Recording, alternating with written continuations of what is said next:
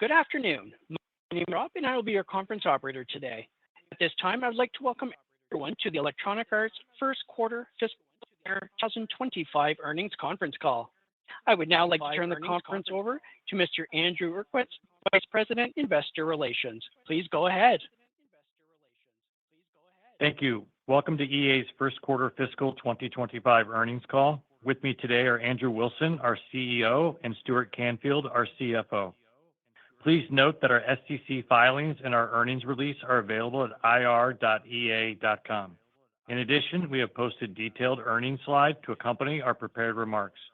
Lastly, after the call, we will post our prepared remarks, an audio replay of this call, and a transcript. With regards to our calendar, our Investor Day is scheduled for Tuesday, September 17th, and our second quarter fiscal year 2025 earnings call is scheduled for Tuesday, October 29th. As a reminder, we post the schedule of upcoming earnings calls for the fiscal year on our IR website. This presentation and our comments include forward-looking statements regarding future events and the future financial performance of the company. Actual events and results may differ materially from our expectations. We refer you to our most recent Form 10-K for a discussion of risks that could cause actual results to differ materially from those discussed today. Electronic Arts makes these statements as of today, July 30th, 2024, and disclaims any duty to update them. During this call, the financial metrics, with the exception of free cash flow and non-GAAP operating margin, will be presented on a GAAP basis. For more information on our non-GAAP operating margin, please see our earnings slide in the FAQ document available on our Investor Relations website. All comparisons made in the course of this call are against the same period in the prior year unless otherwise stated. Now, I'll turn the call over to Andrew Wilson. Thanks, Andrew. Hello, everyone, and good afternoon. We started our FY25 strong. We beat our net bookings guidance, and we executed across our business as we entertained and connected hundreds of millions of people around the world. Throughout Q1, we drove progress along our three strategic priorities of entertaining and engaging massive online communities, telling blockbuster stories, and harnessing the power of community in and around our games. This progress paves the way for growth in Q2 and beyond. I'm thankful and inspired by the continued incredible work of our fantastic teams to deliver the entertainment that our global community of players wants today and tomorrow. Our focus continues to center around entertaining more players for more time across more geographies. And we believe there are secular tailwinds in social media and sports that favor our enviable position as a company that will drive sustainable long-term growth built across the engagement modalities of play, create, watch, and connect. A fundamental truth of the human experience is that people have always come together through sports to compete, collaborate, and celebrate community.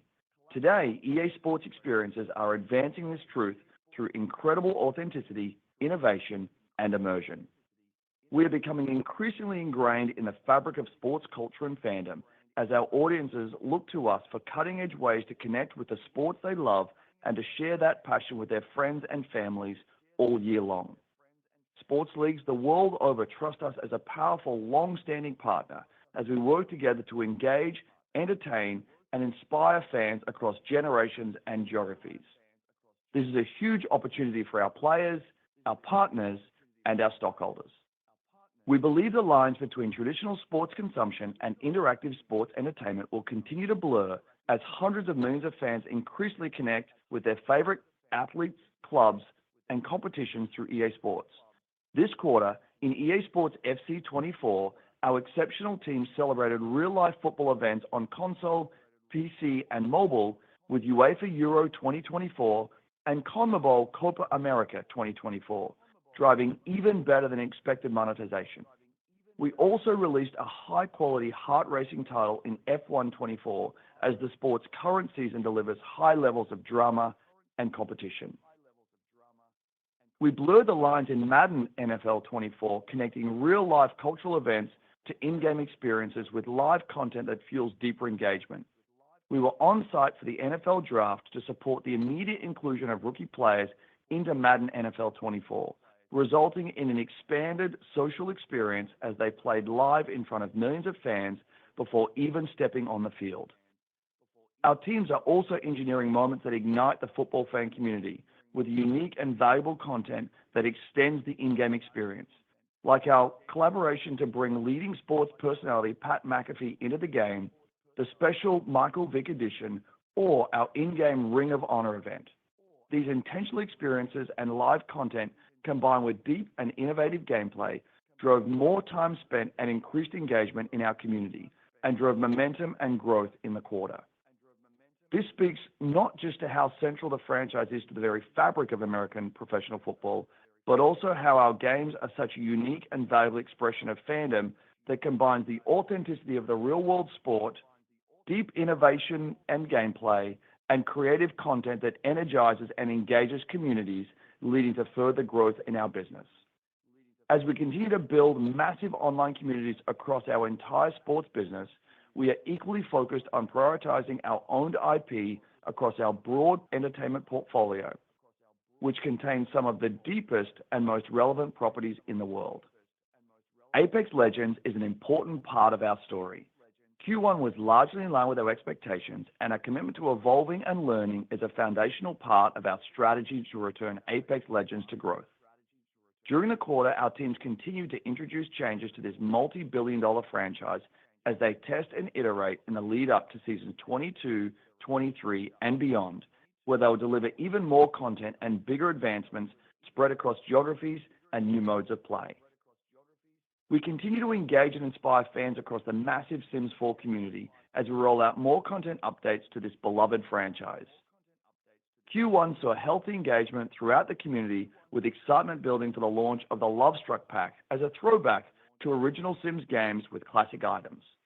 We are committed to entertaining our loyal Sims 4 fans with 15+ updates over the coming year, while working on introducing multiple new experiences into the Sims universe over the coming years. We expect all of this to grow our community and deepen engagement, with user-generated content serving as a growth multiplier to the franchise overall. As Season 7 of Battlefield 2042 wraps up, one thing is clear. Each season of the game has shown our team's unique ability to listen, learn, and draw inspiration from the community to deepen connection with the franchise. Players continue to be passionate about the Battlefield franchise, which has surpassed over 25 million players over the last 12 months. The community is energized by what our teams are doing and excited for what comes next. This is not just one of our top priorities. It is also one of the most ambitious projects in our history. We have brought together the very best team, coupled with the resources and technology they need to deliver an epic Battlefield experience. I'm excited about what is to come next as we continue to make progress across our strategic priorities. As I look to Q2, our sports-packed quarter began with a bang, the successful debut of EA Sports College Football 25. This is a monumental moment for EA Sports. We are returning to a sport we love, reimagined for a new generation of platforms, breaking new ground with athletes through the world's largest single-sport NIL program, and delivering an experience that has absolutely ignited college football fans, both long-time and new, around the U.S. and across the world. Our multi-year journey to College Football 25 reflects the vision, leadership, and deep determination of our teams. And it is also a testament to the amazing support that we have received from universities, partners, athletes, and fans. Thank you all for helping us make this possible. This new college football experience is an impressive creative and technological achievement, creating 150 unique stadiums and over 11,000 player likenesses couldn't be done without EA's deep history of being a technology leader and by our incredibly passionate and talented teams harnessing the power of AI and machine learning to deliver truly amazing entertainment. We are also giving players the tools to shape their own experience through Team Builder, an extensive creation and customization UGX suite that enables players to create their own teams, jersey combinations, logos, field designs, and more, and then publish and share their creations within the game. To date, we've already seen nearly 1 million teams created by our players, many of which can now be enjoyed by others in the game, deepening social connections and increasing engagement in our community. College football continues to elevate EA Sports leadership in American football by creating valuable new opportunities for sports fans. The community has embraced our groundbreaking EA Sports MVP bundle of the deluxe editions of EA Sports College Football 25 and Madden NFL 25, demonstrating the appetite amongst core fans of the sport for both high-quality NFL and college football experiences. To further build momentum in our American football ecosystem, the 2025 edition of Madden NFL will significantly push the franchise forward. The title will deliver enhanced audio and visuals, an all-new version of FieldSense, and innovative physics technology getting players even closer to the action with their favorite NFL superstars. With two unique yet complementary products in the market, this is a huge step forward in significantly growing our American football community. This is just the beginning of what we are going to be able to deliver for fans for the United States' biggest sport. Following a historic brand relaunch embraced by players, fans, and partners the world over, EA Sports FC 25 is going to be a giant step forward. On top of the existing strength of this global franchise, we see many more opportunities to grow its reach, engagement, and impact. We are forecasting franchise growth in FY25. FC 25 will feature more innovation as well as more realistic and authentic gameplay driven by enhanced tactical sophistication using AI and real-world footballing data. It will also introduce an entirely new, deeply social 5v5 experience called Rush, available across all major modes in the game, and a new content capture and creation tool. In total, our entire FC platform will be a bigger, deeper set of experiences at the center of football fandom and culture of the world's game. Looking beyond the second quarter, we continue to make progress across our pipeline to deliver on our strategy. We further engaged and connected with a massive online community of skate as we introduced fans to the lore of San Vansterdam with new gameplay revealed at Summer Game Fest.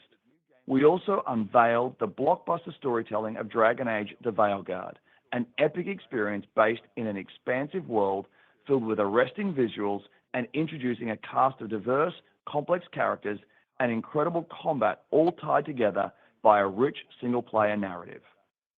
We are committed to delivering more excitement, exploration, creation, and connection for more players and fans across generations, platforms, and geographies.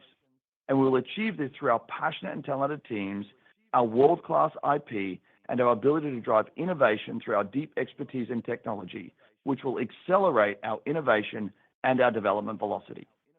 Now, I'd like to hand it off to Stuart for a deeper dive into our business. Thanks, Andrew, and good afternoon, everyone.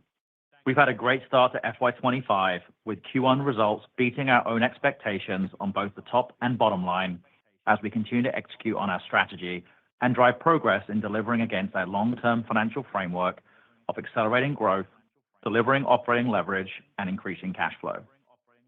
Foundational to this execution has been our focused investment in our talented teams to support our growth initiatives and deliver amazing experiences to our fans. Early indicators of this momentum include the outstanding reception for EA Sports College Football 25, the promising early signs across both EA Sports Madden NFL 25 and EA Sports FC 25, plus the announcement of the Dragon Age: The Veilguard release in the fall. As momentum builds, we feel confident in achieving our fiscal year guidance. Now turning to our Q1 results. Our net bookings results were above our expectations as our teams delivered more content to larger audiences, resulting in greater than anticipated engagement and monetization in our core live services. We also initiated our previously announced enhanced stock repurchase program plan, which is projected to return $5 billion over the next 3 years, aligning with our progress towards achieving our long-term financial objectives. In the quarter, we saw total net bookings of $1.26 billion. As a reminder, our prior year period benefited from more releases and a World Cup tailwind to our global football business. Full game net bookings was $168 million as we compare to 3 full game title releases from a year ago: Star Wars Jedi Survivor, EA Sports PGA Tour, and Super Mega Baseball 4. Our live services and other net bookings was $1.09 billion, highlighted by EA Sports Madden NFL 24 outperformance in the quarter. The greater than expected results from EA Sports Madden NFL 24 are a strong proof point in the power of thriving community in and around our games. During the quarter, we saw sustained momentum late in the title cycle, with both weekly average users in Ultimate Team and total net bookings up double digits year over year. As Andrew spoke to earlier, our intentional focus on delivering fun gameplay, real-world connection, and compelling live content year-round is foundational to driving deeper engagement and expanding our communities as we build platforms in and around our games. Apex Legends' year-over-year declines improved sequentially and came in line with our expectations. The team remains focused on investing behind and delivering against a year-long strategy of meaningfully updating the experiences in seasons 22, 23, and beyond. Turning to the EA Sports FC franchise, results came in better than expected, but down for the quarter against double-digit growth in the prior year period, which benefited from tailwinds relating to the World Cup. It's worth noting that live to date, our new EA Sports FC franchise is up mid-single digits versus the prior version. EA Sports FC Mobile delivered a record Q1 net bookings result, benefiting from double-digit growth in spender acquisition as a result of gameplay improvements and real-life events. FC Mobile is the blueprint for our mobile strategy, grounded in leveraging the expanded access points offered via the mobile platform to continue to grow our largest franchises. On a GAAP basis, we delivered Q1 net revenue of $1.66 billion, down 14% year over year. As a reminder, year-over-year declines were driven primarily by slate timing of full game releases.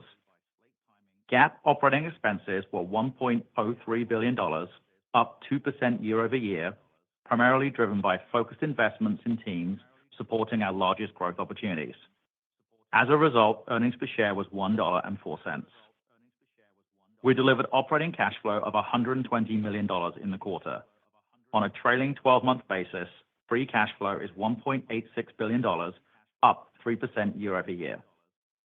In the first quarter, we returned $425 million to stockholders through stock buybacks and dividends, a 13% year-over-year increase as we implemented our new stock repurchase program. Now, turning to guidance. Q2 is an action-packed EA Sports quarter, with one successful launch down and two of our biggest launches in Madden NFL 25 and FC 25 coming up. We're also releasing new experiences in some of our largest franchises, like Season 22 for our Apex Legends fans. These efforts underpin our expectation to deliver our largest Q2 net bookings quarter in our history. Let me break down some of the assumptions that are incorporated into our guidance. First, we've seen an incredible start to EA Sports College Football 25, with record Week 1 engagement for our sports franchise in North America and positive Ultimate Team momentum. We are only 11 days post-launch, but we are very excited about the opportunity to significantly grow our American football community. Second, we look forward to the launch of EA Sports Madden NFL 25 as we continue to deliver a differentiated and outstanding NFL experience following a record-setting EA Sports Madden 24.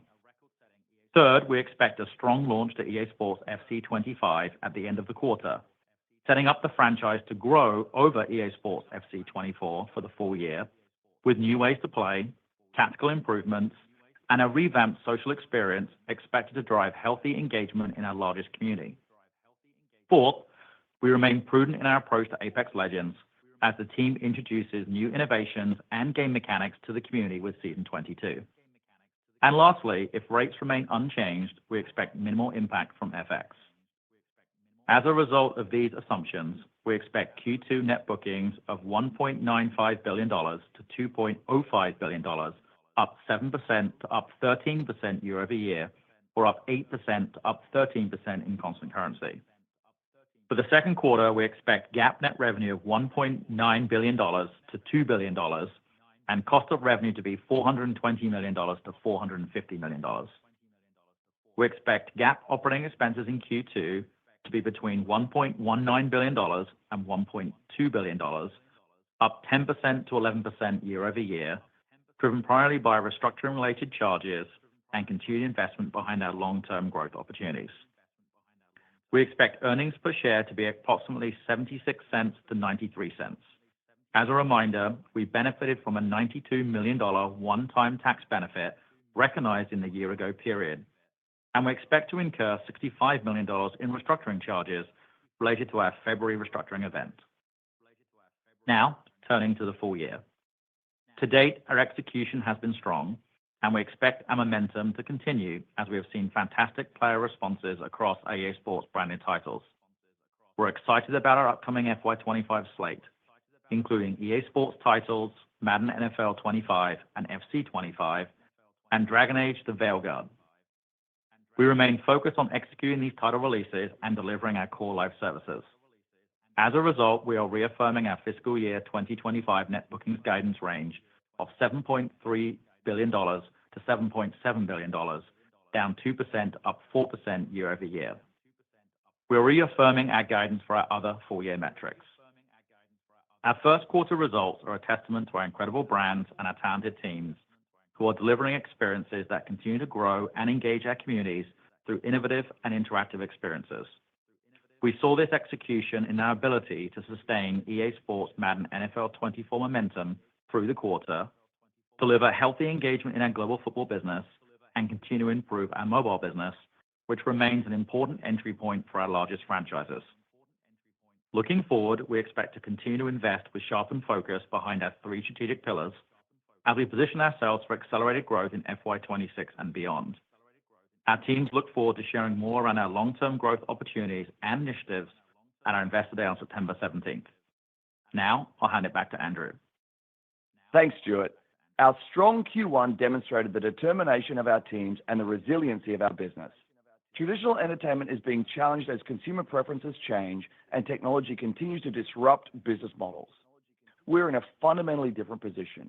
We have already navigated our shift in distribution. Consumption is only growing and becoming more concentrated in our franchises, and we are unlocking new business models.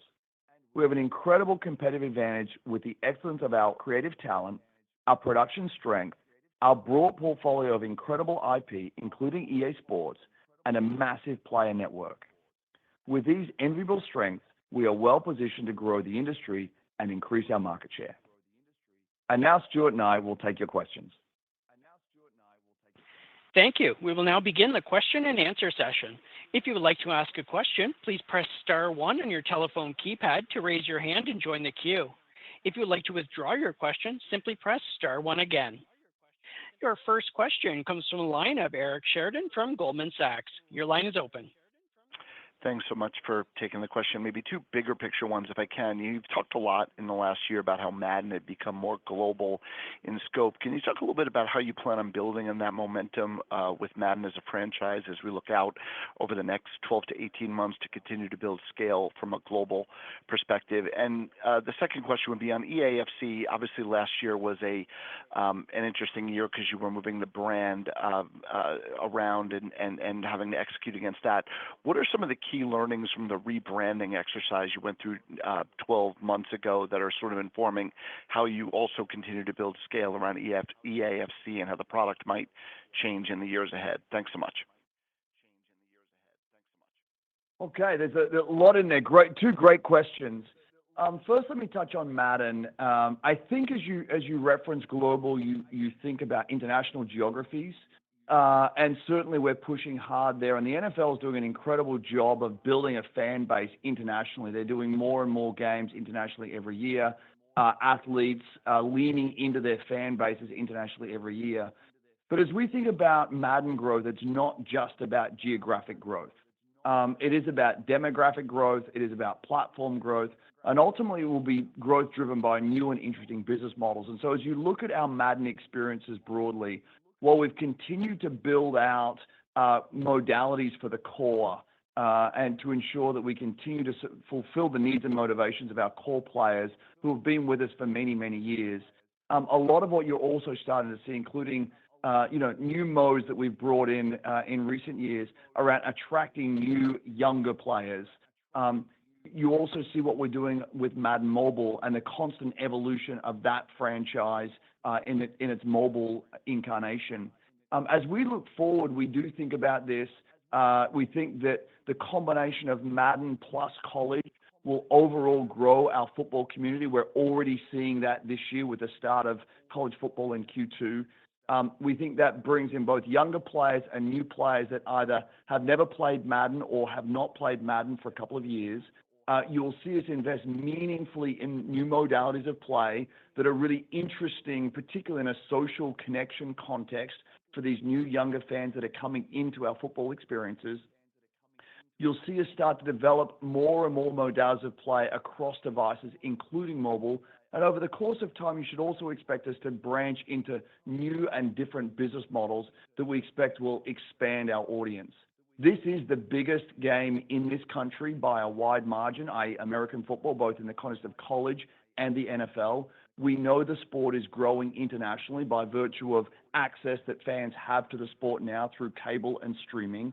And we know that our games, both EA Sports College Football 25 and the upcoming Madden 25, are a meaningful way that fans around the world get to come and experience their fandom, share their fandom with their friends, and grow their fandom over time. And so our expectation is that this is just the first step in how we grow our football community. To get to your second part on EA Sports FC, again, I just want to thank our teams again across development, marketing, our many licensed partners, the many athletes that form the very center of that game. It was truly an extraordinary relaunch of that franchise and has put us in a position to grow. And as we went through that transformation and we talked to you about that, we talked about our ability to expand gameplay into areas that we were otherwise unable to do. We talked about expanding the commercial relationships with big global sports brands that we're unable to work with. We talked about expanding beyond the bounds of traditional play, i.e. doing things with our fans that are outside the 11-on-11 game, and certainly we've got 5-on-5 that's coming into FC this year.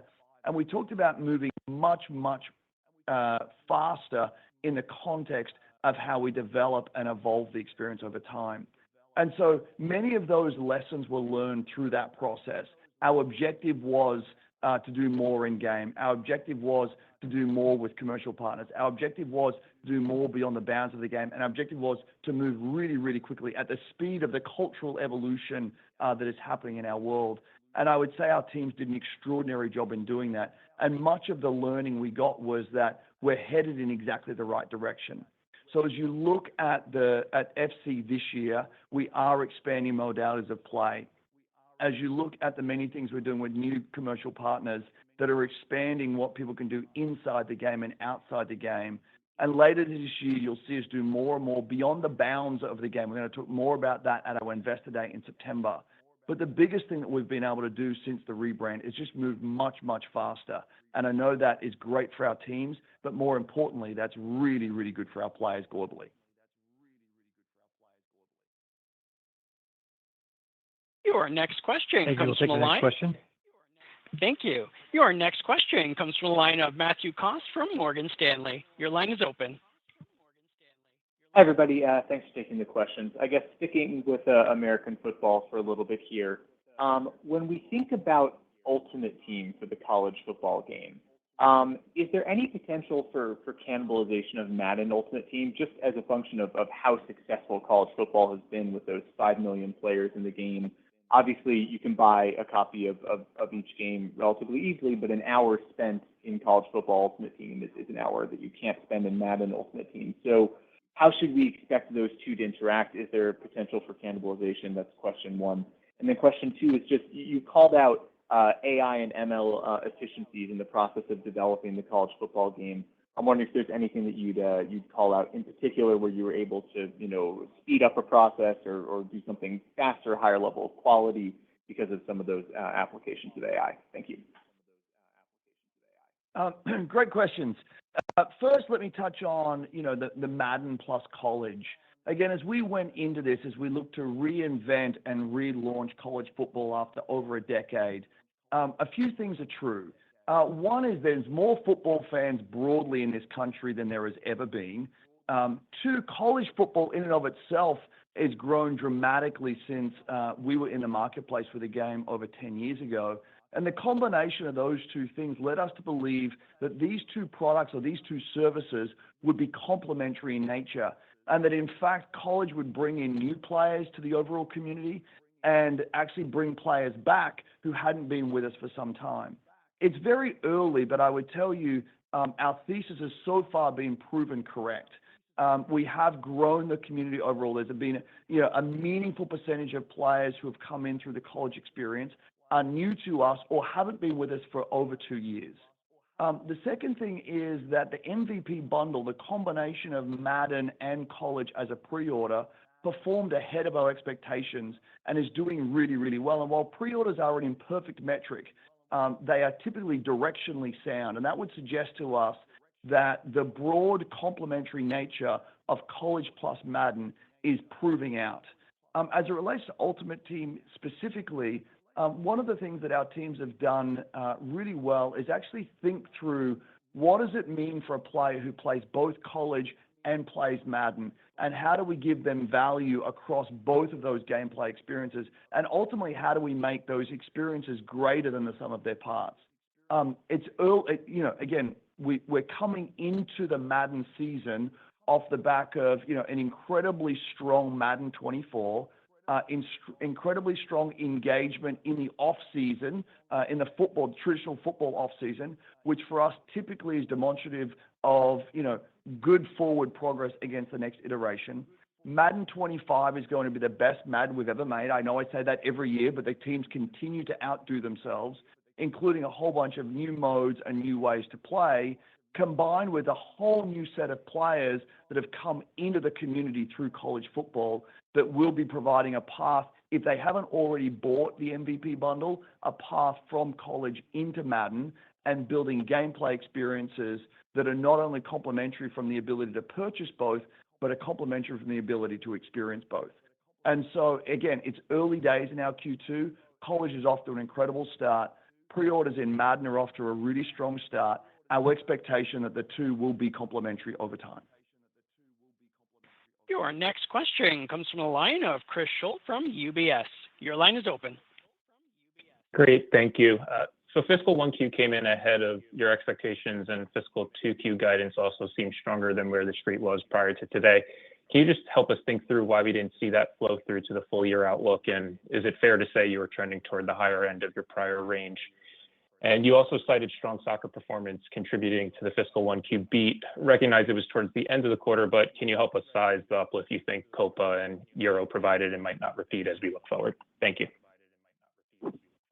Hey, Chris, thanks for the question, Stuart. Just stepping back, yes, we're building great momentum. When we think about the guidance coming out of Q1. We just talked a little bit at length around Q2 with Andrew's commentary a second ago and how we're thinking about framing up the quarter. We've obviously reflected the continued progress we're seeing in the momentum we're building and the return to growth by default of that guide range inside of Q2. And also, I think it's reflective of the momentum that we're building as we deliver on the long-term financial framework we're laying out, which is accelerated growth, increasing operating leverage, and driving cash back to shareholders. When we think inside of Q2, obviously, we reflected the combination of an aggregate growth in football. We do believe FC, although only having 1 week inside the quarter, does continue to grow in live services, and we'll assess where full game goes as we had tackled the transition last year and brought players into the game up front. We are being prudent and pragmatic around how we see Apex over the first 6 weeks and the last 6 weeks of season 21 as we head into season 22.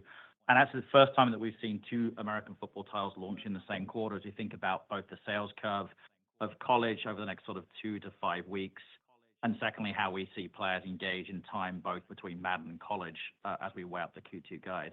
As we think about the full year, I'm reiterating, obviously, we're literally 4 months into the year. We have both Madden, FC, and Dragon Age still ahead of us. We do expect by phasing to continue to show growth and build growth out through the year, through the full year. But obviously, we'll look to come back in our next earnings once we get through those major releases at this point.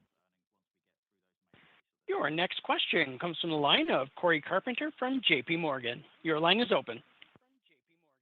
Great. Thanks for the question. Wanted to ask about the video game actor strike. How would you frame the potential risk of disruption to the business broadly in the near term? And then specifically, at what point could this start to have an impact on your release schedule? Thank you.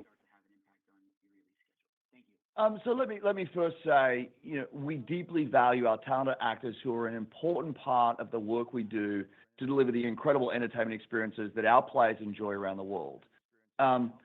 we're working very closely. This is not an EA-specific situation. This is an industry-specific situation, and we're working diligently to negotiate at the table. The way it works now in terms of our product specifically is that the strike is limited to games commencing production after September 2023, including live service games. So we don't expect any near-term disruption to any of the games we have in development or any of the live services we're currently running. That being said, we committed to continue to bargain in good faith and are hopeful that the parties, can expediently resolve our issues at the bargaining table. But we're not anticipating any significant short-term impact to EA. Your next question comes from a line of Andrew Merrick from Raymond James. Your line is open. Hi, thanks for taking my questions. Two, if I could, please. First, can you remind us of some of the factors that go into the decision to release or not to release a game on both previous gen and current gen consoles, and how those factors maybe are set up for your big five franchises? Maybe thinking of college football on Gen 9 only and Madden on Gen 8 and Gen 9, but some features only on Gen 9. Thanks. It's not a perfect science, I would say. On balance, it comes down to where we expect the player base to show up, or at a scale that makes supporting the platform make financial sense for us. It is not a zero cost to support each generation of platform, and typically, as we think about where the player communities are showing up at the greatest level, that's where we're supporting those platforms. Typically, what has happened is our larger franchises have had more dispersed platform engagement by virtue of the fact that they are more geographically diverse and different geographies evolve at different rates across those platform generations. Many of the smaller franchises or the franchises that don't represent our biggest, those players typically are migrating much more quickly to new platforms. And as you think about a property like college in particular, something that hasn't been on the platforms for the last 10 years, we really made the decision to be forward-looking on that and really develop. And the team worked incredibly hard on college. And if you've read any of the reviews on college, what they've been able to do on these new platforms is truly extraordinary. And the uptake that we've seen across the new platforms would suggest that the platform decisions we made were the right ones. There was a question earlier around AI as it related to college. And the reality is we had an incredible team working on this, but we had to get 11,000 new star player heads into the game. For those that don't track our industry or track our sports games in particular, we typically in any given year will develop about 500 to 1,000 star heads inside of one of our games. And over the course of a platform generation, through the hand tooling of that, we ultimately fill out the full roster of star heads in our games. And of course, there are ebbs and flows in that. But as we were launching college on a new generation of platforms to a new generation of fans with the world's largest single sport NIL deal, where image was a really important part of the process, getting 11,000 star heads into the game was a top priority for us. The reality is our teams are incredible and built workflows to facilitate that, but they were amplified and accelerated through AI and machine learning. And we were able to take in a whole plethora of photo imagery across 11,000 players and build workflows out where AI and machine learning would generate heads, and our very talented artists would be able to come in and touch up and enhance those heads versus having to go through the full head development program.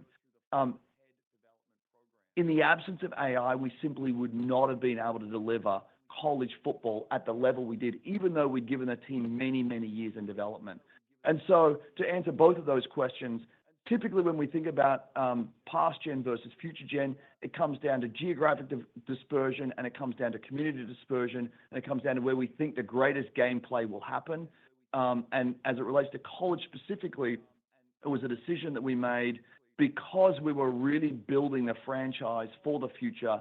It was the first time we had done it in 10 years. And the level of gameplay and the level of visual fidelity that we did was a combination of many years of work of our incredible teams amplified and accelerated by AI, something that we just wouldn't have been able to do as little as 2 or 3 years ago. Really helpful. Thank you for the detail. And if I could sneak one in, I got to ask my quarterly Apex question.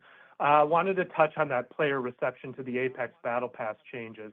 I guess, what does that reaction say about the Apex players' ability to bear further monetization, and how does it kind of inform your approach going forward? Thank you. Yeah, I mean, first I would say we're really excited for the upcoming season 22 and 23 of Apex. The Respawn team has been working diligently on all of the things that are going in, profound improvements in gameplay and modalities of play and geographic culturalization. They got these seasons that will be bigger and more content rich than usual. And, we're giving our teams the time to creatively develop those updates. And our expectation is that, our players will receive them incredibly well. As we think about Battle Pass specifically, so if we just take a step back, the team is always iterating and innovating to bring about the best experience for our players. Our intention this time around was really to improve the overall value and experience across our Battle Pass offerings for our players. And we wanted to kind of make sure that things were approachable, realistic, and accessible for our global community. That being said, even as we iterate through that, our Respawn team listens and learns and is meaningfully connected with their community.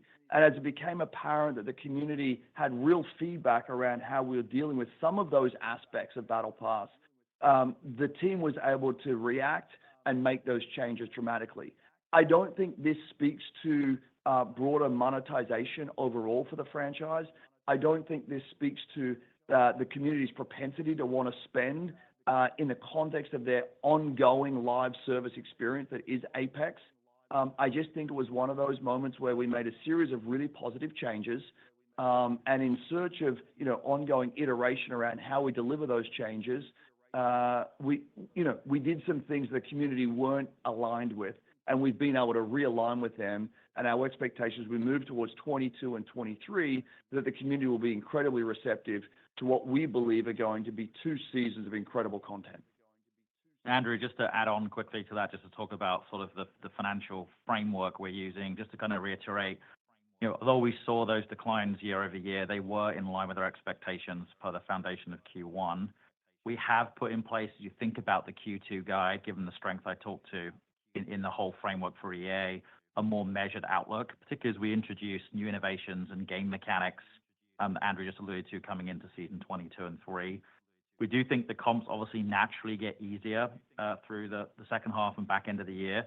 Still a long way to go in the year, but know that we've been more moderating Q2 as we come through that guidance. Your next question comes from a line of Colin Sebastian from Baird. Your line is open. Great. Thanks for taking my questions. Andrew, maybe just to start off higher level, one question we get quite frequently from investors really is trying to understand at an industry level, the relatively, I guess, sluggish growth trends the past few years. We talked a lot about competition for time and money, but are there other dynamics at work that you would highlight that are external to EA that could then turn into catalysts or breathe some oxygen into the demand side of the market? And then my second question is on the Sims franchise, and I appreciate some of the updates there. And as one of the tentpole franchises and brands, hoping to hear a bit more about how you think about growth there, for example, reducing friction to bringing more players or expanding onto other platforms or other initiatives. That would be very helpful. Thank you. Okay, great questions. The macro, as we think about the industry broadly, and I speak to this more about the industry than I do around Electronic Arts specifically, is that we did see some pretty meaningful peaks coming through COVID around both play and watch in the context of our interactive entertainment industry.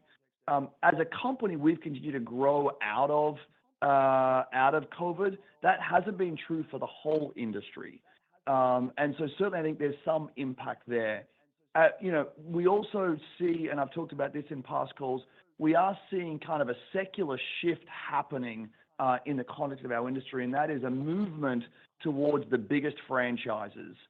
in the industry, franchises that facilitate an expanded definition of play, the ability for the community to come and create content that extends and enhances their experience, the ability to go and watch that content. What we see now is, 25-30% of all engagement in our industry is actually watching content, not just playing content. Incidentally, that correlates to monetization at nearly the same levels as playing does over the course of time.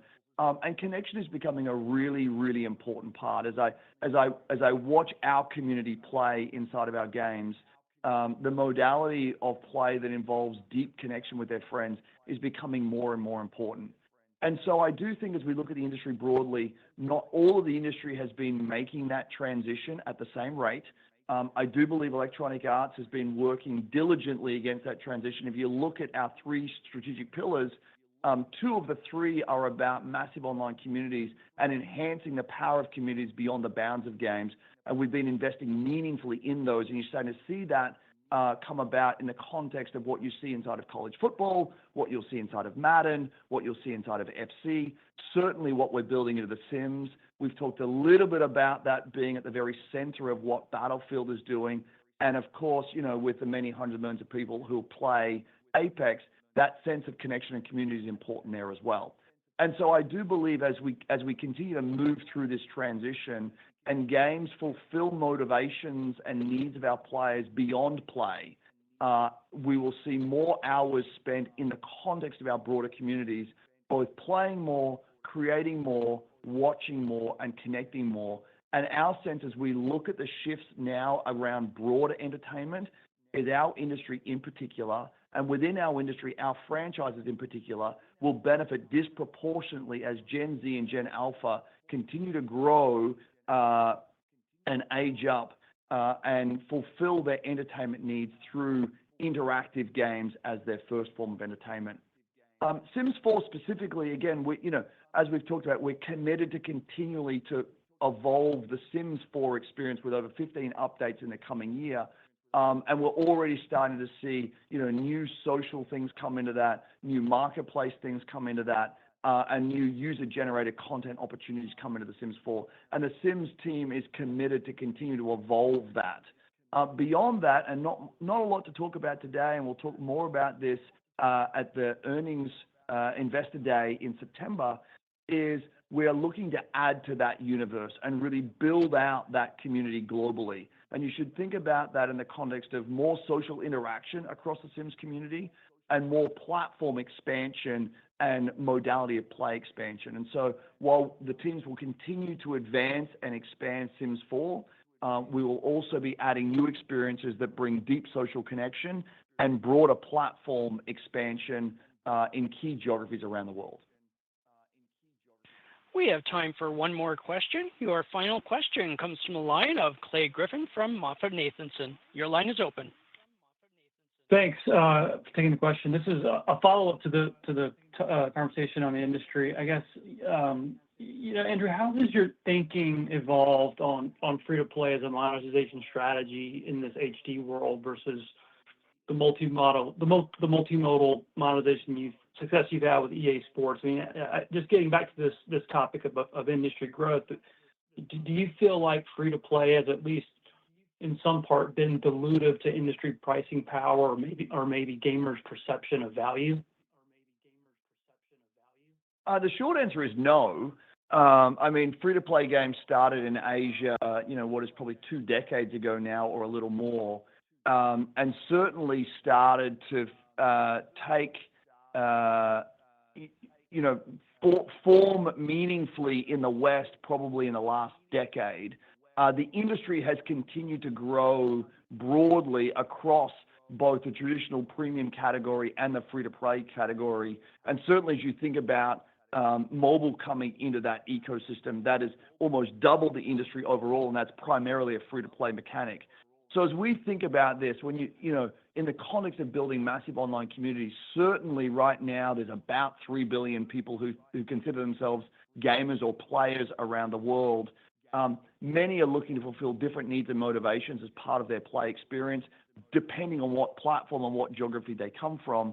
Our orientation right now is to support all business models. And if you look at our biggest franchises, FC being the biggest, of course, we have modalities of play across premium, across free-to-play, across live service, across console, across PC, across mobile.